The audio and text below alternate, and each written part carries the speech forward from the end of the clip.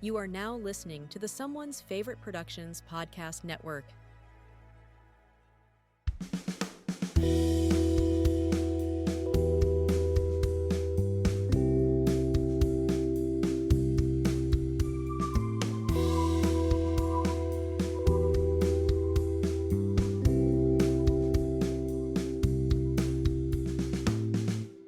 Welcome to the Radiance Films Podcast, a show dedicated to all things Radiance Films. I am your host, Adam Lundy, and I am over the moon to be joined today by award-winning writer, critic, scholar, special features extraordinaire. I could be here all evening listing your accolades, I'm sure, Kim, but I'm here with Kim Newman today. How are you doing, Kim? I'm very well, thank you. That's amazing. I'm so happy to have you on. I mentioned before we started recording, I'm a huge fan. Like most people who are into special features and into horror in particular, a huge fan. So having you on is a massive honor. I really appreciate you taking some time out of your evening. Oh, it's very kind of you to say, and I'm happy to do it. Big supporter of Radiance Films in my house. I actually buy the ones that I'm not on. So, Oh, yes, wow. Okay. Well, you are an actual fan, then, which is great. which makes me unusual in my business, I understand. Yeah, I know a lot of people do get tend to get their screeners or they get nothing. Yeah. So that's great. Obviously, we have a lot of films to kind of talk about. We're going to be doing going through the October 2024 slate, which makes sense to have you on, considering we're pretty much going to be talking about horror films today. Funnily, as you mentioned, you're not on any of these. You are going to be on one of the films coming out in November. That's right. Quickly mentioned that towards the end.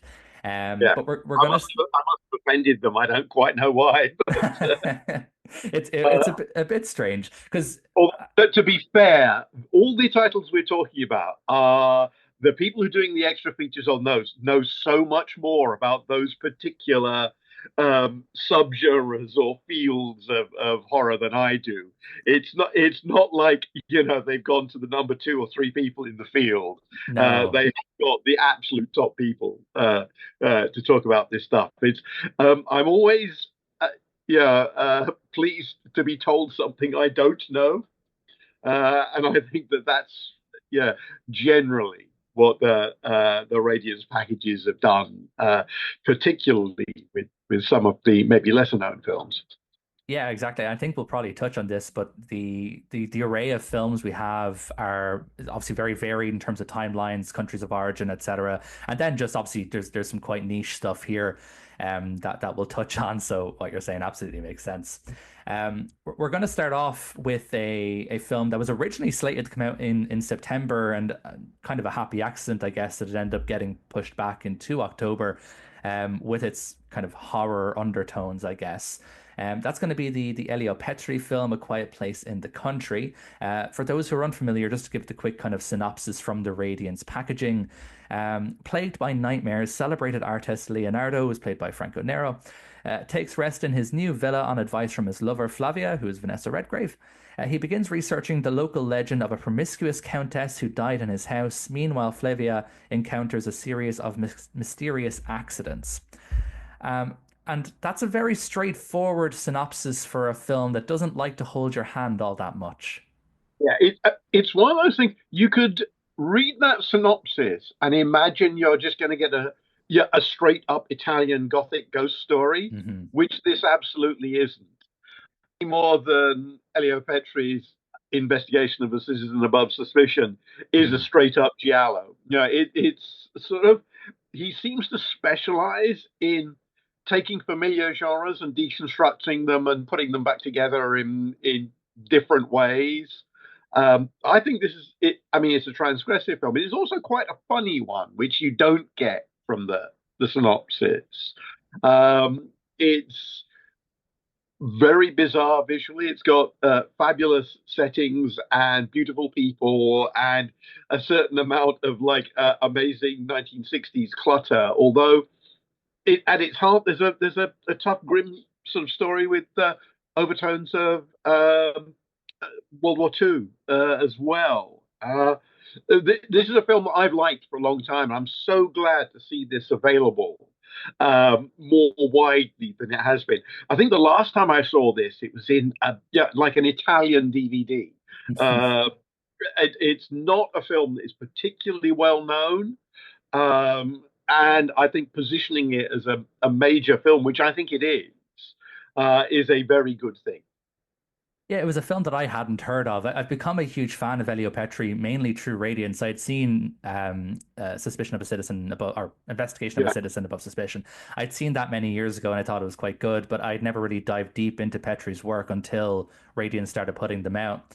Um, so because I was kind of mainly aware of his more crime-oriented films, when I saw this, I was really stunned because it has almost this kind of like French New Wave style editing, very frantic, very frenetic, kind of all, not to say all over the place, not in a bad way, but in a way to kind of disorient you as a viewer, which obviously, of course, makes sense with this kind of theme of madness. Um, and it also it's kind of stylistically as well with what you're talking about with this kind of 60s counterculture aspects of it. It's almost as if you kind of took the kind of stylistic ticks of like Blow Up and put Well, them obviously, yeah, there the too. star of Blow Up, yeah, Of Vanessa yeah, yeah, of Redgrave. course, yeah, with Vanessa Redgrave, it of course makes sense. But there's a lot of similarities there. Yeah, I think so too. Blow Up is one of those movies that was so hugely influential that it's Hmm. easy to overlook. Yeah, it was not just influential on other kind of art movies. You can see traces of it in almost every post Dario Argento giallo. Hmm. Featured bits and pieces of love, all the way down to Brian De Palma's Blowout. Of You course, know, yeah, and the or conversation. the conversation. Yeah, it's something that other filmmakers obviously loved Blow Up so much that they felt that it added stuff to the cinematic language and they wanted to reuse it. I don't think that Petri is overawed by Antonioni in the way that I think other filmmakers are. I think he uses bits and pieces of Blow Up, but he follows his own route as well. He's interested in. I mean, this is about painting, but Hmm. uh, it's sort of general artistic expression. Again, painting was a sort of there are sort of bits of Jackson Pollock in the Franco Nero character and a bit of Mark Rothko. I mean, it's actually quite serious about the business of being that kind of artist and the toll it takes on your mental health. And the fact that it's about a man who will give up absolutely everything except is the opportunity to create. Hmm. Uh, that's what we see. No matter what the Leonardo goes through, in the end, he's still there making little bits of art. That's still what he fundamentally wants to do. That's more important to him than all the rest of the story, which is either heroic or tragic, depending on the way you look at it. But is a really interesting character trait. Yeah, we kind of watch him as the film goes on, essentially peel back layers of himself to see how deep he can peel back and still gain artistic merit from it. And again, not to kind of harken back to Blow Up, but you see that kind of similar where when the main character Blow Up kind of blows up the picture to the point where it's just nothing. At some point, Leonardo is going to peel back his own layers of sanity, and they will Yeah. then be nothing. And there are actually a few other things which I suspect are jokes about Michelangelo Antonioni. Leonardo takes to painting trees red. Hmm. Famously, Antonioni, painted the grass in Blow Up greener, to get the look he wanted.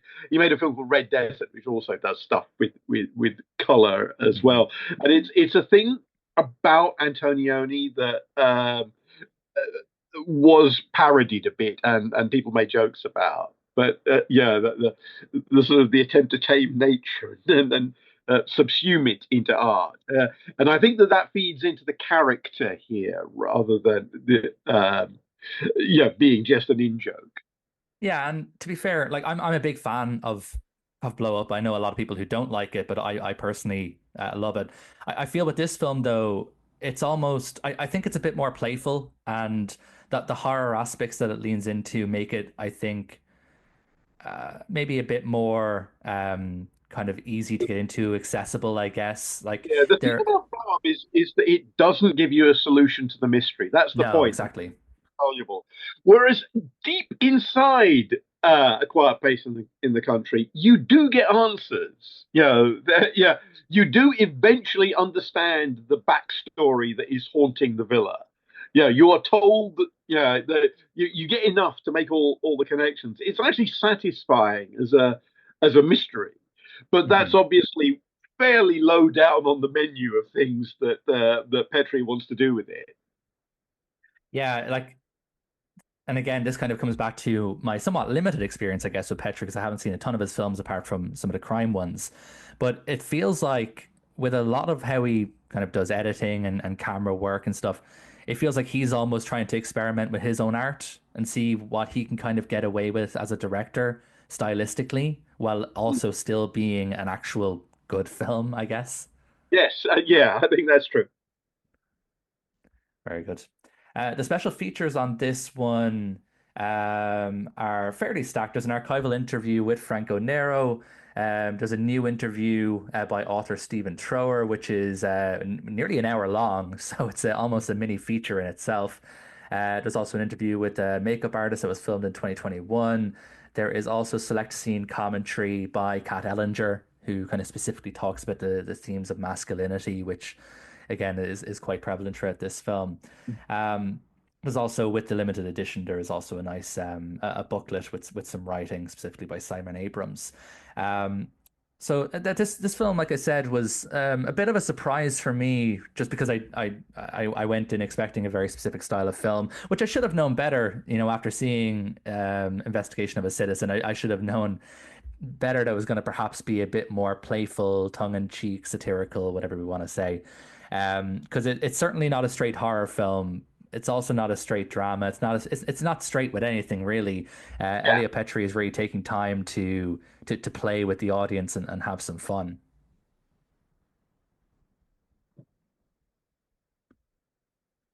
But any final thoughts on A Quiet Place in the Country?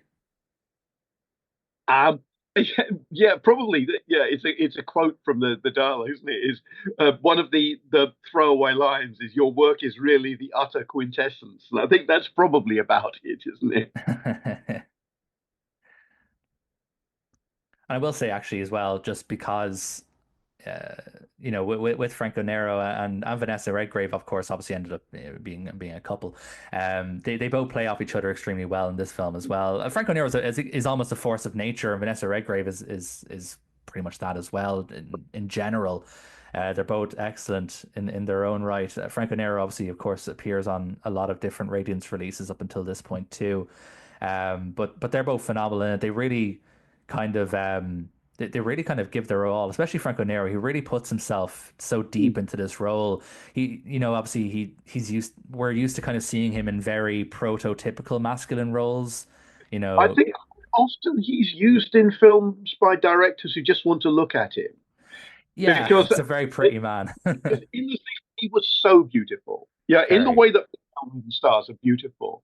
But here we get an interior Franco Nero, which is unusual. Yeah, we're asked to wonder how he thinks, how he feels. Hmm. Um, Redgrave also is a very interior actress. She does a lot with not that much. I've got to say, one of the decisions that viewers are going to have to make is whether to watch this with the Italian or the English soundtrack. Um, I've Yeah. I've got to say, I went with the English just to have Vanessa Redgrave's voice. See, this is the thing, and this is a discussion I've had quite a few times on other shows and stuff about obviously with Italian filmmaking of this time, it's dubbed regardless. So you do basically Mm, want to choose which actor do you want to listen to, yeah, because especially like when I maybe watch like Rossellini films that have Ingrid Bergman in them, you decide, okay, well, do I want to hear Ingrid Bergman or do I want to hear everybody else? And I always choose yeah, Ingrid Bergman. So yeah. it is a decision. I'm pretty sure I watched this in English. I don't think I watched it in Italian, But yeah, it's always an interesting choice to make with Italian films because you do essentially just pick and choose who do you want to listen to. Sometimes we're Yeah, not always given that choice in the case of The Whip and the Body, where they still dubbed Christopher Lee anyway in the English version, which is a crime. yeah. But is that Um, weird thing? You'd think that the Italian version was like the pure original, but often it isn't. Yeah, it's like it's equally a bunch of people who have no connection with the actors on screen this is it. months Yeah. later trying to match up. This is, Um, yeah, it's very unique in that way. Like, obviously, because there's this huge argument about, especially with like, anime films and stuff, where whether you watch dub versus subbed, and there's a huge argument just with that in general. But with it, Italian films are so unique because, as you said, it's all dubbed regardless. So you're just choosing which dub you want. Outside of Italy, has anyone ever watched the Sergio Leone's Dollars films with the Italian soundtrack? I would be surprised. Yeah, having seen one of them, they're very different because Clint Eastwood is dubbed with a kind of rich, low, masculine cowboy voice rather than his rather thin, reedy, mean voice, Okay. which makes the man with no name a different character. It does, yeah, that would add a different dimension. Yeah. Interesting. Cool. We'll move on to the kind of centerpiece, I guess, of the October releases, which is the Daiei Gothic Yeah. Japanese ghost stories. Beautiful presentation. The box set is gorgeous, like they always are from Radiance Films. The artwork and the individual kind of artwork on each disc is really, really stunning. I kind of go through each film individually. So we're going to be starting with The Ghost of Yotsuya. I'm just going to grab the quick synopsis here. A lot of these are with them kind of being rooted in Japanese folk tales. A lot of the premises are fairly straightforward. Yeah. So the kind of basic plot of The Ghost of Yotsuya is a woman returns from the grave as a horribly disfigured phantom to torment her husband and his new bride, which is kind of a spoiler, I guess. That's like the final act of the film, I suppose. But here's the thing: in Japan, nobody doesn't know this story. That's the thing. Yeah, This is exactly. this is what it's like. Turn of the Screw or Dracula or whatever. There are like 25 films of this Hmm. play, and it's regularly performed. It is. I mean, not even like Turn of the Screw. It's more like Cinderella. It's just the story everybody knows, Yeah. and this is true of the other two films in the set. They do different things with them, Hmm. but but they are films that expect the audience to know what is going to happen. Exactly. And this is the thing with when you watch films from different cultures, you like this film was not made for people, in Ireland and England talking about them. They were made for Japanese people who know the folk story. So, they're not going to And hold your hand with that. until now, they've barely had any release outside Japan. Yeah. These particular films, The some Japanese ghost stories have been widely seen in the West. These haven't. I yeah, mean, in theory, I've seen everything, but I'd only seen one of these films before. okay. Which and I assume it wasn't this one. No, it was The Bride of Hades or Peony Oh, Lantern. interesting. I had seen before. I've seen another 10 versions of The Ghost of Yotsuya. Five of Yukiona, the Snow Woman. Uh, Of so course, because obviously that was included with Kwaidan. That's probably what that's most right. Western audiences know these kind of stories from Yeah, would be Kwaidan. yeah, So, because that's where I had seen the story of the Snow Woman, I'd seen that in Kwaidan, yeah. of course. But I wasn't familiar with the other two. So, when I kind of read the plot of this one, I was like, oh, okay. And I was hoping it would happen a lot earlier than it did. But it's a really interesting film. It's well made. I think out of the three, initially this is perhaps visually the least interesting. It's very much a kind of a studio film for the most part. But for I doubt if there's a single location shot in any of these three films. well, I think The Bride of Hades would have had to have had at least one or two from some of the shots. There's at I least think one that has to I have. think it's studio backlot, but Wow, okay. I Well, they had because more they're, room, I guess. yeah, they are so yeah. I mean, they're chamber pieces. They're designed, and I think if you watch a bunch of versions of these stories, and these three, you see that Daiei had as it were, a house approach to them. Yeah. Um, it's three well-known stories about female ghosts, basically, and in each of them, the female ghosts are presented as more proactive characters in these versions than in almost any other. Hmm.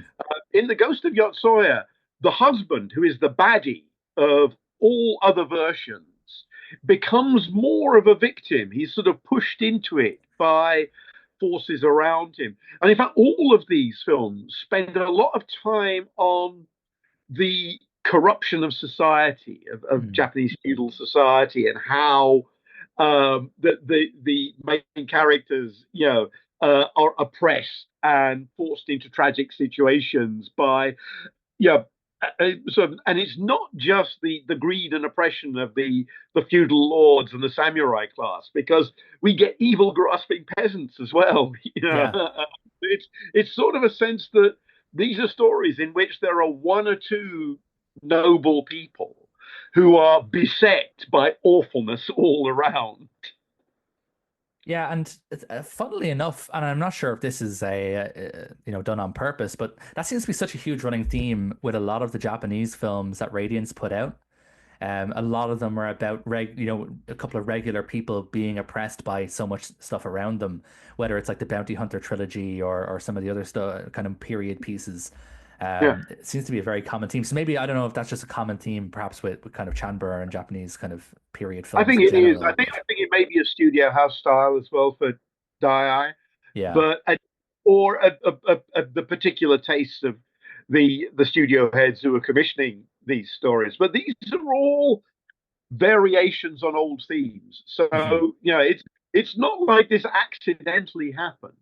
Yeah, there's clearly an intent, and also they're all based on stories which, in some ways, are very simple, and the booklet includes like the Lafcadio Hearn versions of Hmm. Peony Lantern and Yukiona, and they're very short.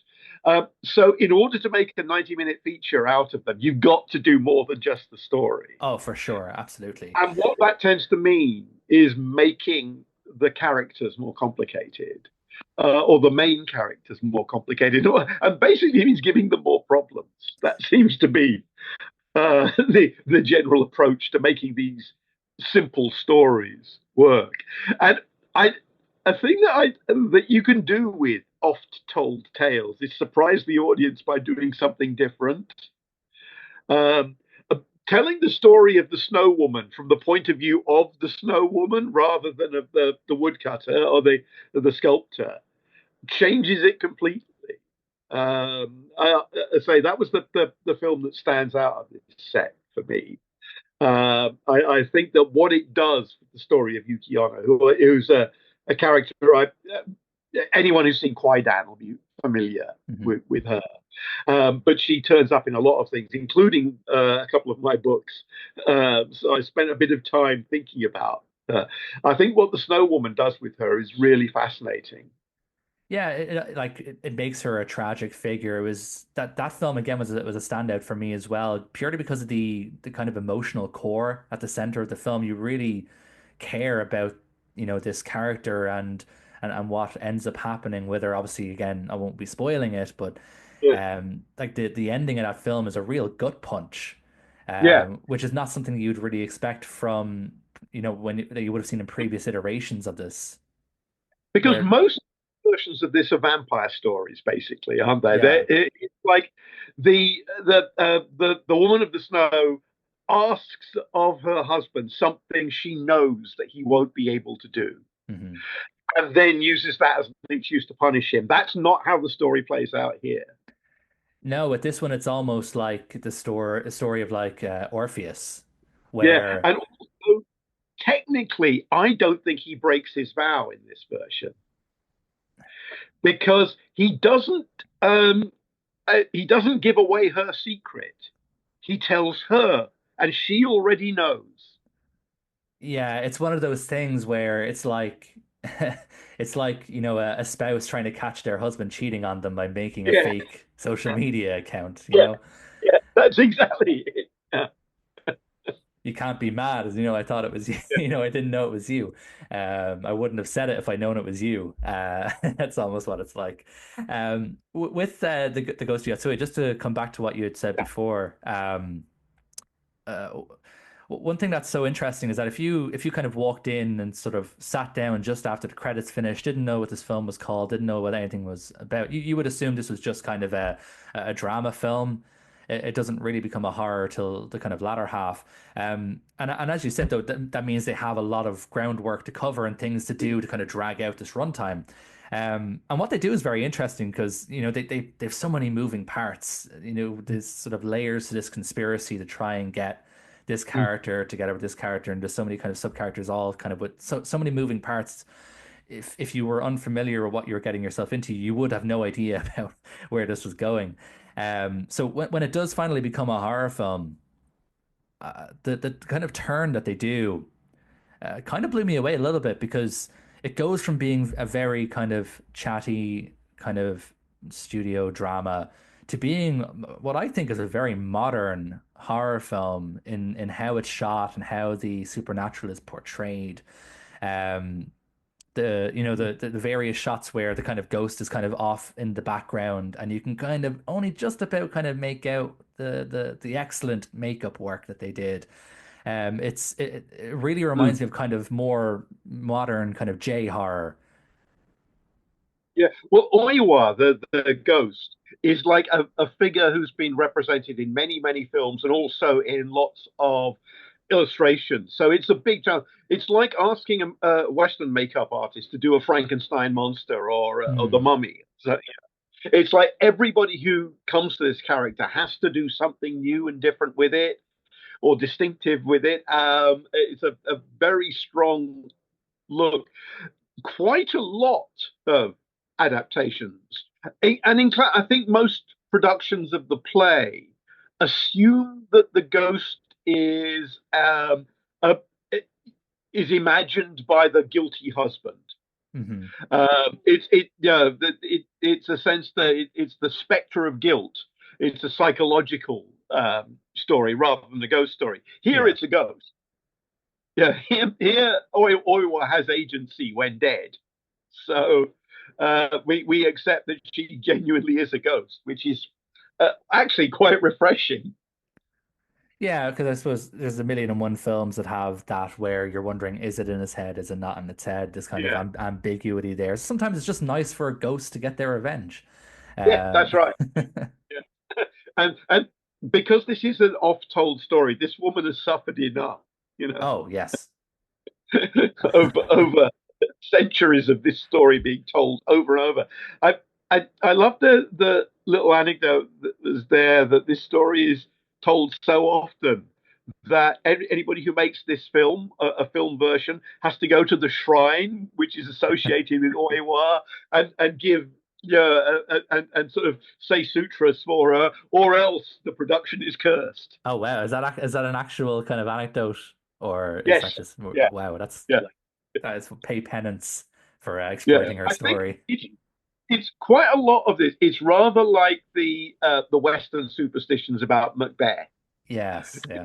The stories rise up around uh, around oft-told stories. So the ghost story of Yotsuya now has its own set of legends associated with productions of the ghost story of Yotsuya. That's so interesting.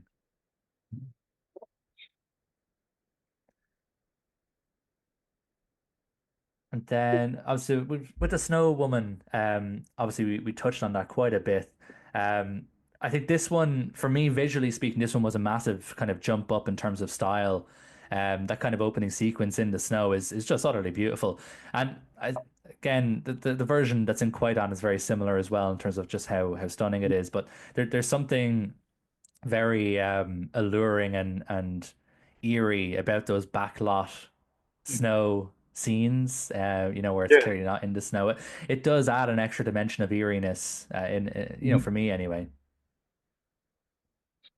Yeah, I think that this is a beautiful looking film. Again, I, because these are studio products, the actual directors don't mean that much to me. I don't really know that much about their work. This is Takuzo Tanaka. I think I have seen one other film by him, but this rather like the Hammer films or the Universal films. They seem to be a product of a studio style Hmm. rather than individual auteurs.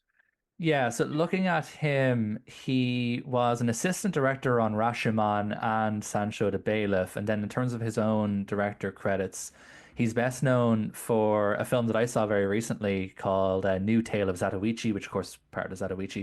It looks like he's done a Yeah. couple of Zatoichi films and also a Shinobi film.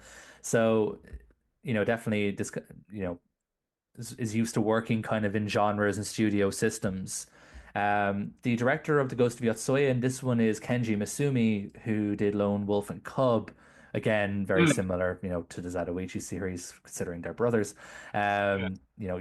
Probably very used to working in the kind of studio and kind of genre system.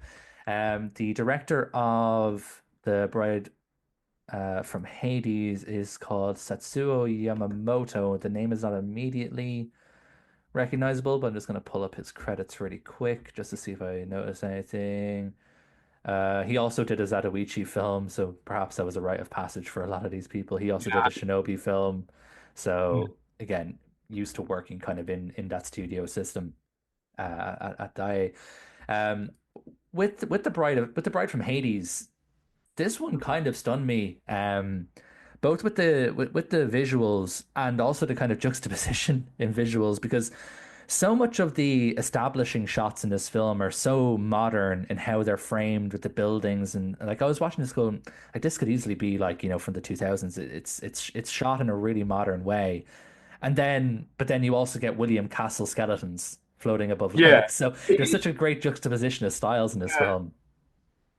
it is like 1968. So I mean, so we're not dealing with the kind of classical period of Hmm. Japanese cinema. It is. I mean, it's a gorgeous looking film. All these films look, I think, beautiful. For sure. I again, I think what distinguishes it is the stuff that they put in to pad out the story, basically to make it feature length. I loved the grasping peasants who are trying to blackmail a ghost. Yeah, Yeah, exactly. which is a brilliant idea. And the fact that the ghost gives them stolen treasure that the ghost knows about, and that gets them killed, it's like brilliant. I mean, It's a wonderful karma, and it's just it's so unique. It's such a unique yeah, idea to have because again, like maybe this is just it's just really good character work or or character writing work to kind of say, okay, uneducated peasants, what would they try and do here? Well, they want money. It's all they want. They're going to try and blackmail the ghost. Like most people would scoff at the idea, think, no, they're not that stupid. But it kind of makes sense from how the yeah, characters are built up. yeah, yeah. It is But no, and yeah, again, it's an idea I've not seen in anything else, so no. that's always a plus. It, Um, it is unique and it takes you and but like it still works. Like it's one thing to be unique and have a unique idea, but unique doesn't always mean good. yeah, So it actually does work in this film because of the character work they've done prior to that to kind of build, especially the husband peasant, who's just kind of shown just to be always kind of skulking around, and he's a bit of a lout. He goes after prostitutes when his wife's away. He's shown to just not be that nice of a person anyway. So we yeah, don't really feel bad when they get their comeuppance. yeah, yeah. But yeah, this was a beautiful film. This one really stunned me. Like they're all beautiful in their own way, and they all have their own stylistic quirks.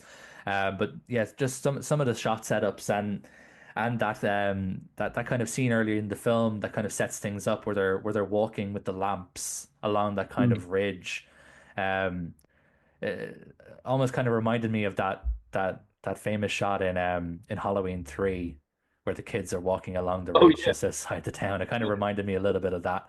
Um, yeah, I thought that was a gorgeous shot, and yeah, just some of the cinematography and the technical stuff. in this film in particular was really excellent. Obviously, the makeup is great as well, like in the previous films. That the makeup work is really good too, especially kind of as the film progresses and they kind of show more and more of their ghostly side.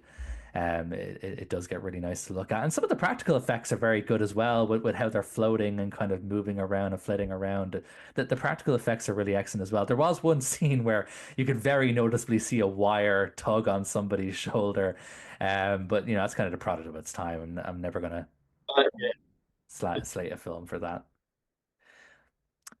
So the special features on this are quite extensive as well. Obviously, there's a lovely booklet that Kim mentioned. It's about 80 pages long. It has writing by a few different people, including Tom Mess. So obviously, there's a lot of the Japanese special features for Radiance. Very, very knowledgeable guy. There's some visual essays included. There's some stuff about Lafcadio O'Hearn, um, who I'm really interested in him. Obviously, being Irish makes sense. There's a Japanese Oh yeah. Guardians about 40 minutes away named after him. So Yeah. obviously, I'm really interested in any kind of adaptations of his work. Obviously, I've seen Kwaidan as well, but there's a really good visual essay kind of about his life. If you don't, because he lived such an interesting life. He was such an interesting Yeah. human being. I'm astonished people haven't made films about him. I've said this for years. It's But his there's life like a is made big for a film.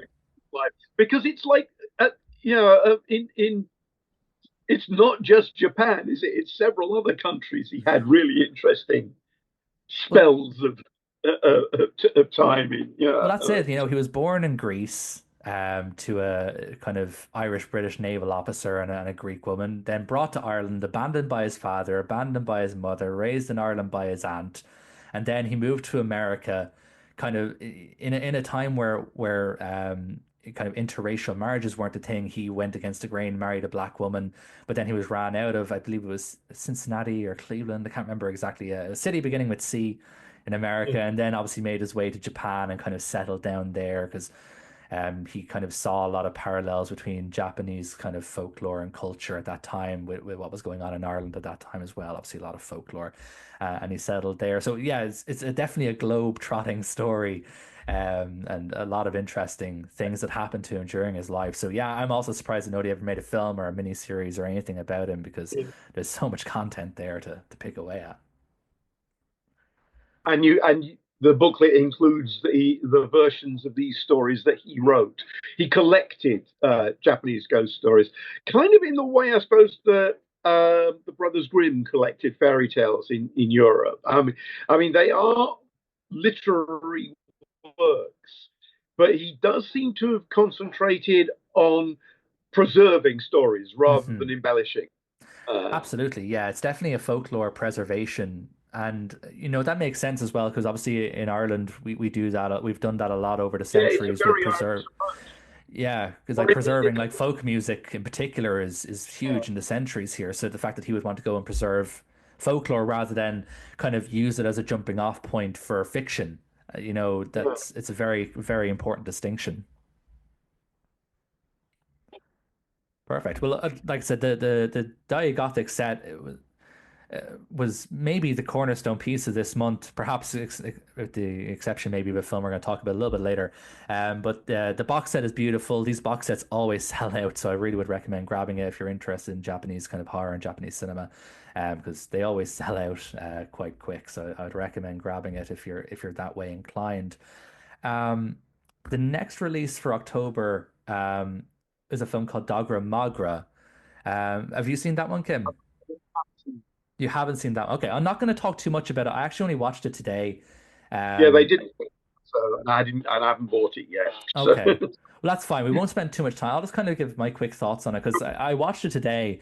Um, and but it's one of those films where I don't think you can really give concrete thoughts on it after one view. It's very enigmatic. It does not hold your hand in any way. Essentially, the film is about a young guy who wakes up in an asylum and he doesn't know how he got there. He's amnesiac, doesn't even know his own name, doesn't even know what his own face looks like. And he's taken under the wing by a doctor and kind of told this is what's going on. But then another doctor shows up and says, no, that doctor's lying. This is actually what's going on. And he kind of gets fed different information throughout the film by these two different doctors. And kind of he gets his visions, and reality itself just becomes quite pointless because you don't really know what to believe. Um, Very nice looking film. I Again, I'm not going to spend too much time on it because I only watched it today, and I feel like I would need to sit down and watch it like two or three more times to really grasp it. But it's an interesting film. I'll say that much. I wasn't familiar with the director. I know that he made the film Funeral Parade of Roses, which a lot of people love that I haven't seen. But yeah, it's an interesting film. It doesn't hold your hand. Kind of like if you think A Quiet Place in the Country is enigmatic, like this is just a whole other kind of level. It is quite surreal, and from what I could tell on first viewing, you're almost given too much information, I guess. There's a lot of different potential scenarios for what's actually happening in the film presented without one actually being really the clear one. That's Dogra Magra. If you're interested in Japanese film, it's probably one that you'd want to pick up. I wouldn't strictly call it a horror film. There's definitely horror elements in the film. A lot of the visuals are quite grotesque and macabre, but I don't think it's as much of a horror film as say the Daiei Gothic films, but it's interesting. Um, from there, then we'll move on to the other film that could perhaps be called the cornerstone of this month's releases, um, which is Haxan, which when this was announced, the reception was understandably overjoyed, because this was a film that I've been aware of for a long time, but I never actually seen because I kind of by the time I'd gotten into kind of serious Blu-ray collecting, 6 or 7 years ago, there just wasn't a version available in Region B, and I kind of put off importing the Criterion for I just kept putting it off and putting it off and putting it off, hoping that a Region B release would happen eventually, and it did, and this one is phenomenal. The release, the film itself, obviously we'll talk about, but the actual release itself is amazing. From the kind of hardcover kind of box that it's in, which if you haven't picked up this set, but you have picked up Messiah of Evil or um Planet of Vampires, it's that same kind of hard card casing, which is beautiful, which is really really just stunning artwork. The special features are stacked, which we'll get into as well. But yeah, Haxan, I feel like, this is a film that every horror fan should have seen already, that I took ages to see. But when I did watch it, I was just so blown away. And again, I keep using this word, but it's the only word I can really use. Just about how modern this film is Yeah. for 1928. Is that right? 1928 this came out? 22. 22. 1920. Insane. Which actually it's absurdly early. I, I think possibly Nosferatu had come out already, but it was certainly the same year as Nosferatu.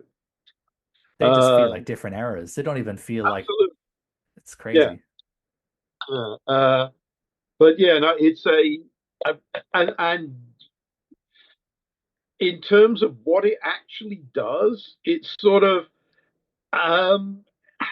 it very few other films even try to be like this. Mhm. So yeah. It is a unique beast. Of course, for those who aren't aware, it is essentially a documentary on the history of, humans interacting with what they call witches. Yeah.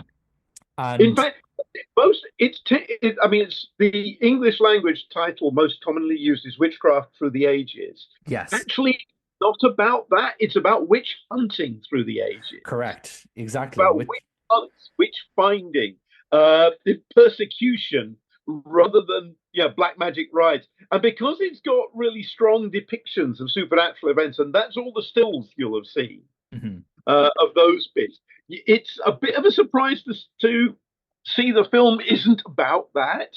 It's about this thing that's still with us of the urge to persecute.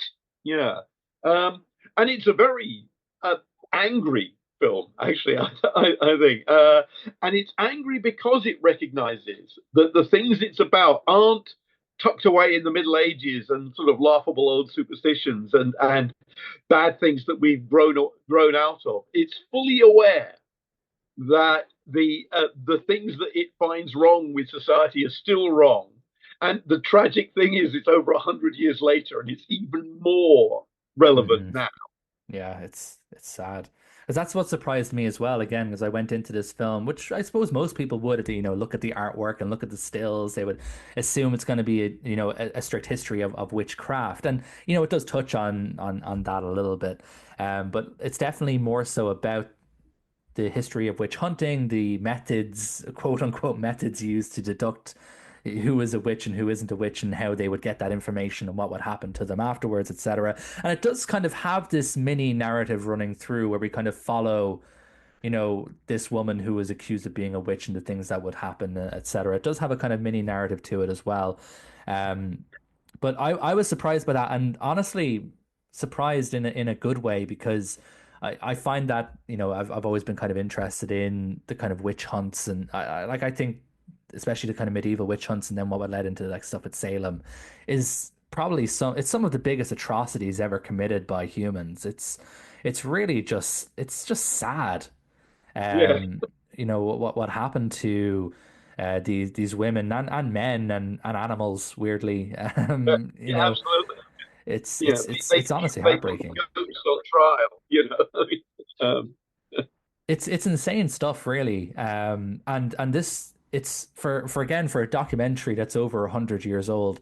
It's so informative and it's so scientific and matter of fact with its presentations that, it doesn't feel dated. Like the information it's telling you, you wouldn't be able to tell that information any different today, because it's just straight talking. It's just presenting its sources. Benjamin Christensen, the director, seems to have a very modern mind. In his approach isn't that different from Michael Moore as a documentarian. No. He does he uses humor deliberately to underline atrocity, which must have been really daring in 1922. And extremely modern now, because again, this is a film that's surprisingly funny. I saw it last year at a theatrical screening, and it gets laughs. And maybe because it's people sort of just tend to think that if a film is 100 years old, it'll just be of historical interest, rather than talking directly to a contemporary audience the way this one does. Yeah, like it definitely, like, it doesn't date itself. It's like I said, it has that like almost satirical edge. There's a very funny moment, the one that got the biggest kind of chuckle from me was when he's showing off the different torture devices, and that kind of that title, that card comes up and says, I tested one of these on my actresses. I won't tell the secrets that she told me under duress, something along those lines, which is very funny. Like in the middle of this kind of segment, telling about these horrible torture devices that were used on innocent people to get false information. He just has this fun joke. He just kind of has fun with the audience in the middle of it, to kind of give that bit of levity, to make it not so, I guess, stuffy, which again, a lot of people who don't watch a lot of silent film kind of go in with these preconceived notions that it's going to be stuffy and dry and boring, when a lot of the time they're not. And especially with Haxan, it's definitely not. It's a very engaging, informative watch. It's like, there's no time wasted in this film. It spends all of its time giving you really interesting, horrific, important information. Yeah, and I think what it was doing in 1922 was showing you stuff from the Middle Ages and expecting the audience to make connections with their then contemporary reality. And 100 years on, it still does that. I mean, there's a sequence with the old woman and the witchfinders, which illustrates the good cop, bad cop form of interrogation. Yeah. Which is still used in police departments around the world. Yeah. It's like all these things are still in use. That even, not so much the physical tortures, but the psychological tortures, the pressures, the machinery of oppression is still the same. And Yeah, that I find that terrifying, probably much more so than the actual depictions of witches' sabbats or whatever, which aren't quite taking that sort of countercultural approach of saying, "Oh, it's just yeah, uh, liberation or folk wisdom or whatever." There's still a genuine sense of the satanic and the transgressive. We aren't supposed to think these people are harmless. Yeah, it's not like they're hippies or anything. Yeah, Yeah, and of course, this was a film that was on. I haven't watched the version with the William S. Burroughs soundtrack, although I did see that actually in the 1970s. So it was a film that at various points was released in the 60s and 70s to kind of counterculture crowds yeah. who obviously understood what it was about. Yeah, I need to watch that version. I'm a big Beat literary fan. So it's probably going to take me about a year to watch all four versions that are on this set. Yeah. Yeah, because speaking of that, like, so what's included there is obviously the original kind of the original kind of Swedish version. There's the Witchcraft Through the Ages, which is an alternative cut featuring narration by William S. Burroughs and a soundtrack by Jean-Luc Ponty. There is a first what is it here? I did see there was another version. Yes, Haxan, the esoteric cut, an alternate cut of the film featuring English intertitles and soundtrack, which is uh trying to see if it's a little bit longer or a little bit shorter. It looks like it's around the same. And then there is Witchcraft Through the Ages, which is a French version featuring a French narration. So yeah, the film does come with multiple different versions. But on top of that, there is so much other special features. There is recently discovered screen tests. There is outtakes, which for a film over 100 years old to have an outtakes reel is quite unique. There's a visual essay, which was done by Vito A. Rowlands, who wrote the BFI film classics, kind of those mini books on Haxan. There's an audio commentary by Guy Adams and A.K. Benedict. There is, and also there's writing as well in that booklet that I mentioned. So there is so much included. This is a very, very loaded release. So Yeah.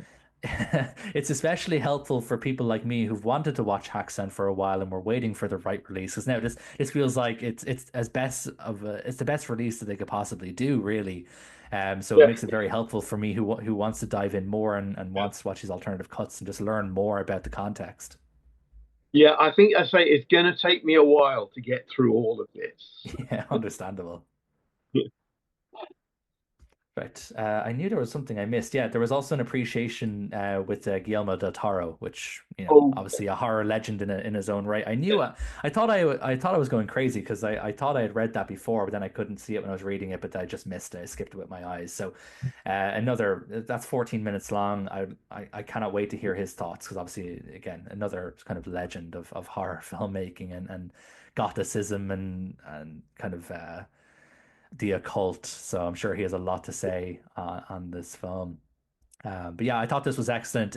I'm gonna watch it again, and I'm gonna show it to my wife as well.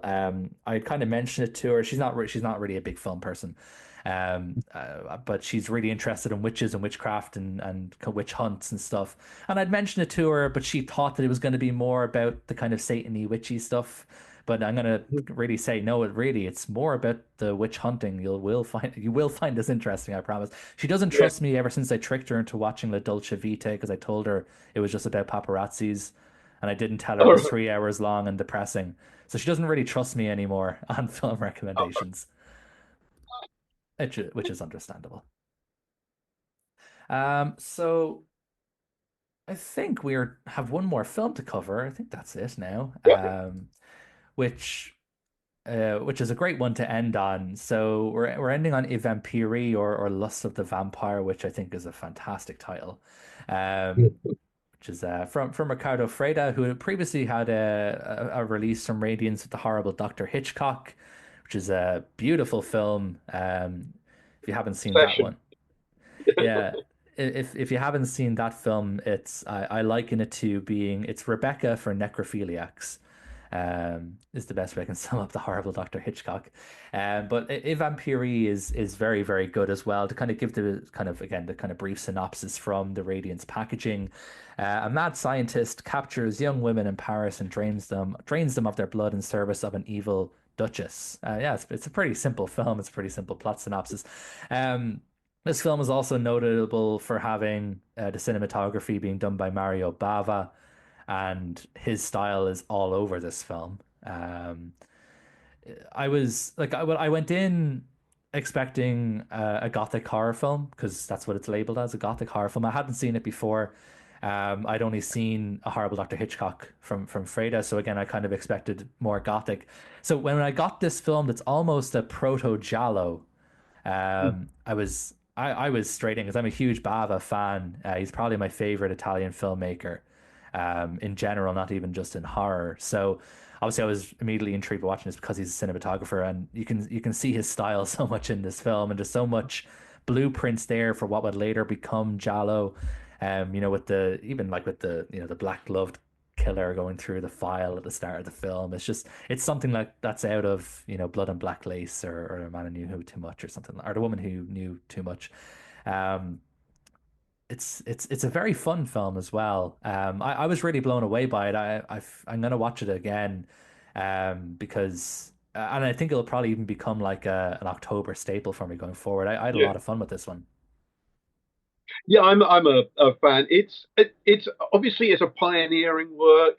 Yeah. Um, uh, I really recommend in this case listening to the commentary track by Tim Lucas, who gives a lot of context about the making of the film and the involvement of Mario Bava, who directed a certain amount of it, but Hmm. seems also to have completely reshaped the material. And Tim goes into that a bit, sort of suggesting what might have been lost in Bava taking over the film from Frida, but also just pointing out it's not it's almost the first, I think, post-war Italian horror film. So it's not yet got a genre to be in. Yeah. Uh, and so there's stuff in it which goes back to Universal horror films of the 1930s and 40s. There's like mad scientist stuff in there, as well as the vampire woman who wants eternal youth material, and the abducting girls from the streets by the slobbering maniac um, material, and various elements that go back almost to silent cinema. I mean, it's a very pulpy film, but it's fast and fun and gorgeous to look at. Yeah, it has that almost like I said, the kind of mad scientist angle is very universal. It's very Karloff and Lugosi. It's very universal horror. And then but obviously with that kind of modern flair of especially even just having like the main character be a news reporter who's trying to like crack the case. Like that's Yeah, a very modern twist on these kind of films that would usually be about like if this was a universal horror film, we would usually just follow that kind of that woman that gets kidnapped kind of earlier yeah. on in the film. We'd follow her; she'd be our main character. The news reporter, Tim suggests it might well relate to the fact that a newspaper man is the hero of Louis Fouillard's Fantomas serial, which seems to be a big influence on there. I mean, Interesting.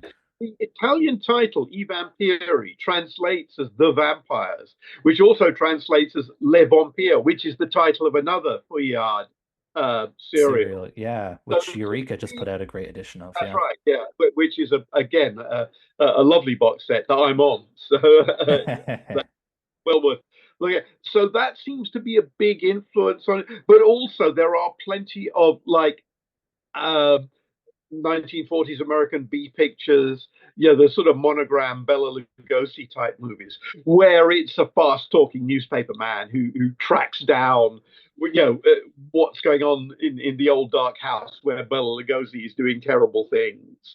There is a sense this might actually be a disguised remake of a film called The Corpse Vanishes Okay. from the 1940s with Bela Lugosi. But yeah. I'm trying to remember, and there's another film, another horror film where a reporter, it's Mystery of the Wax Museum. It's another Yes, that's film where the reporter is Dr. the X as well. yeah. So So it's very much yeah, because, and not only is he a reporter, he's a reporter with a trench coat. So he's obviously a figure out of like hard-boiled American literature. yeah. Uh, although I've got to say, the this is an Italian film set in a very peculiar version of Paris. So nobody is terribly convincing as whatever nationality they're supposed to be. No, But we definitely. assume if he's a French reporter, then that kind of I don't know, puts him on a par with Tintin, maybe. Very, very, very different settings.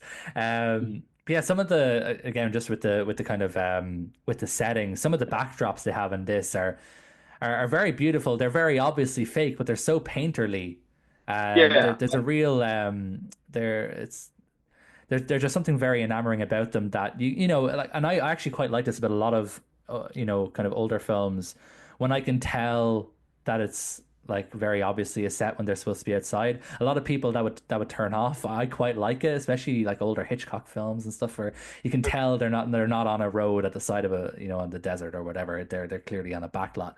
But when I see stuff that's done like that where and I don't know if this is intentional or not, but it's not hyper realistic. It's not like they blew up a photo or whatever. It's obviously painted. I almost like that more a little bit. It just adds a bit more of a dreamy, eerie quality. and they spent the money on the big set, Yes, yeah, yeah. The kind of which house is is phenomenal. extraordinarily beautiful and very detailed. I imagine it's not quite as big as it looks, but yeah, yeah, and they get a lot of use out of it. Oh yeah, well, yeah, of course they have to be economic with with this sort of thing, because as you said, like I believe it's considered the first kind of at least the first mainstream kind of studio horror film. I don't know too much about the production of it, but I can't imagine that they were given that much money for something that was perhaps seen as maybe a risk. Yeah, it was made in. I mean, Frader said that he could make it, I think, in 2 weeks. This might be an exaggeration because towards the end of the 2 weeks, he went to the producers and said, "Actually, no, I can't make it in 2 weeks. Can we have another week?" And they said no. And Frader walked off the picture, and Barber apparently finished it in 2 days. I think that's unlikely. I think probably it did take longer, and there was a change of focus and direction with along with the change of directors. I think the story actually changed. I think it was because it was an innovative film. Going in, they didn't quite know what they were doing, and what came out isn't quite what was intended. But I think that kind of makes it interesting. Yeah, I'm looking at it here because I remember reading that to an extent as well. And according to the Wikipedia entry, at least, it does say that Baba's ending was different to Freda's initial ending, which involved finding the heroine hanged. And apparently, yeah, but the reasons why he walked off set apparently have varied. There's various different reasons attributed to it. One of which is that there was a misunderstanding with the producers, and then another said that Bava just thought he was taking too long and took the reins. So I don't know if there's one that's set in stone. There seems to be a few different stories as to why exactly he finished. I think this is a print the legend type thing. Yeah. Yeah, absolutely. But yeah, this, like I said, this film it really blew me away. Just with that kind of clash of styles, that juxtaposition between the Gothic and I guess now with your context, maybe I'm jumping the gun to say proto Giallo. With the I think I watched too much Giallo last month. That was my Yeah. problem. Was I watched Don't Torture a Duckling for the first time, and obviously that has a reporter as the lead character. So that's what I had in my head, and I was like, oh, there's a reporter as the lead character. That's like the Fulci film. Uh, so I got a little bit maybe ahead of myself with saying that there's a lot of proto giallo, but there's definitely a lot of stylistic ticks here that will follow on Bava's kind of career from this point. So if you're interested in Mario Bava and just Italian horror film in general, and if you enjoyed The Horrible Dr. Hitchcock, which is a fantastic film, I adored that. I thought that was really just macabre and brilliant. Very kind of more in line of a Hammer horror than something like this. Um, then I recommend picking up a Vampiri. Honestly, this month was a really great month. Like there's nothing that I honestly wouldn't recommend. They're all and like I said at the start, there's so much variance in the styles and the eras and the countries. So I think there's almost kind of something for everybody here. With the slate that came out in October. So it was honestly a great month. I at least I can say I pretty much enjoyed everything. Dogra Magra, I'm on the fence on a little bit. Still, I kind of have to watch that a couple of more times, I think. But everything else I thought was fantastic. So a really strong month again from Radiance, which seems to be they're having a lot more stronger months than weaker ones, which is great for fans. Yeah, it's good for your podcast. I mean, what do you do if they have a duff month? Well, look, I'm a man of the people. I will always give my honest thoughts. That's a guarantee. Luckily, I haven't had to do that It yet. hasn't happened yet. Yeah, it's, yeah. I'm lucky. I'm lucky, and obviously I'll be coming back in a couple of weeks with another special guest to talk about the films that are coming out later on this month. I believe they're already shipping, so some people may already have them at the time of recording. I don't have mine yet, but I'm looking forward to getting them. I'm especially looking forward to getting the film that you are on, because I adore Ray Milland. So Panic in Year Zero. Again, I don't want to get into a big discussion on it because I'm going to cover it on the next Yeah. episode. But like, is there a particular reason why you wanted to be part of that release? Is that a film that you particularly love? I do like it. I've got to say, it was a case of them asking me rather than me soliciting them, as it quite often is. Yeah. Um, it's a film where I'm interested in Ray Milland's career as a director, which I wanted to talk a bit about and to relate his work, Panic, to some of his other work, and also maybe to look at his in the 1960s. He had a kind of second or third wind as a film star and a filmmaker, associated with Roger Corman and American National Pictures, and because he came out of the studio system, and so I thought it'd be interesting to take a look at that little segment of his career. Ray Milland, the kind of horror science fiction guy, after his other work. Yeah, because the reason why I'm so interested again is mainly because I only know him really from his acting work. This would be the first film I would have seen that he directed. But I've always loved him ever since. I can't believe it was on a special feature for something. I think it might have been on the Criterion release for The Innocents, where whoever was doing it said that Ray Milland is like Cary Grant having an existential crisis. And I've just been attached to Ray Milland ever since I heard that, because it just fits so well. And like Panic in Year Zero, this is a year before he did The Man with X-Ray Eyes, which is obviously such a fun, unique film. So I'm really interested to see how he is in Panic in Year Zero. So I'm really looking forward to that one. There's obviously a few other films I'll be touching on as well. But if you are into Ray Milland, obviously my guest Kim is on that, so make sure you're picking that one up if you haven't already. I'm really looking forward to seeing what you kind of say about that one after I watch it. I've just seen the tagline, "An orgy of looting and lust." That is a fantastic tagline. Beautiful. Well, Kim, it's been, as I said at the start, it's an absolute honor to have you here, to have your knowledge and expertise. It's truly been amazing. I really can't say any more than that. It's been an absolute privilege having you on with me today.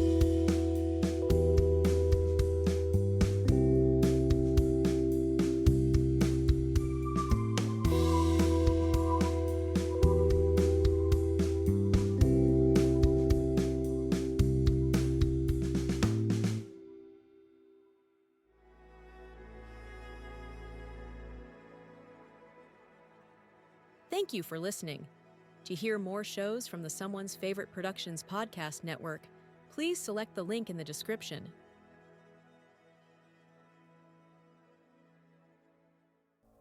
If you're looking for more horror outside of the mainstream, look no further than Unsung Horrors, a podcast about underseen horror movies. I'm Lance. And I'm Erica. Every other week, we'll cover a horror movie with fewer than 1,000 views on Letterboxd. We'll even give you double feature recommendations to pair with the movies we discuss. From gothic to shot on video, from slashers to comedies, from giallo to J-horror. We'll cover all the subgenres. So join us as we unearth these hidden gems of horror. Follow us on Instagram, Twitter, and Facebook, all at Unsung Horrors, available wherever you listen to podcasts. And part of the Someone's Favorite Productions podcast network.